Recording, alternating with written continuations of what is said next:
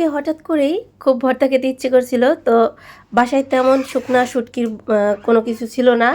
তাই আমি বাসায় যে মাছ ছিল সেটা দিয়ে কিভাবে শুটকির ভর্তা করলাম তারই একটি রেসিপি আপনাদের সাথে শেয়ার করব।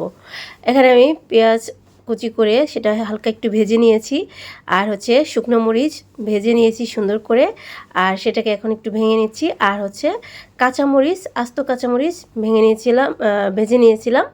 আর এখানে নিয়েছি আস্ত রসুনের কোয়া, কয়েকটা রসুনের কোয়াও ভেজে নিয়েছিলাম। তারপরে সবগুলোকে ভেঙে চুরে চুরমার করে একসঙ্গে মেখে নিলাম। আর এগুলো মাখানো হয়ে গেলে আমি আগে থেকেই মাছটা রেডি করে রেখেছিলাম। এটা হচ্ছে চুরি মাছ, এটা হচ্ছে কাঁচা মাছ ছিল আমার কাছে। তো কাঁচা মাছটাকে আমি প্রথমে কড়াইতে পানি দিয়ে এটাকে লবণ আর হলুদ দিয়ে সিদ্ধ করে নিয়েছিলাম। সিদ্ধ করা হয়ে গেলে মাছ থেকে কাঁটাগুলোকে ছাড়িয়ে তারপরে আমি এটাকে সুন্দর করে ঝুরঝুরে করে ভেজে নিয়েছি। হালকা হালকা করে ভেজে নেওয়াটা এখন আমি এই মশলার ভিতরে মিশিয়ে দিলাম। তারপরে দিয়ে দিলাম ধনিয়া পাতা দেওয়ার পরে দিয়ে দিচ্ছি খাঁটি সরিষার তেল। সরিষার তেলটা দিয়ে সুন্দর করে মাখিয়ে নিচ্ছি, আর স্বাদ মতো লবণ দিয়েছি। দেখুন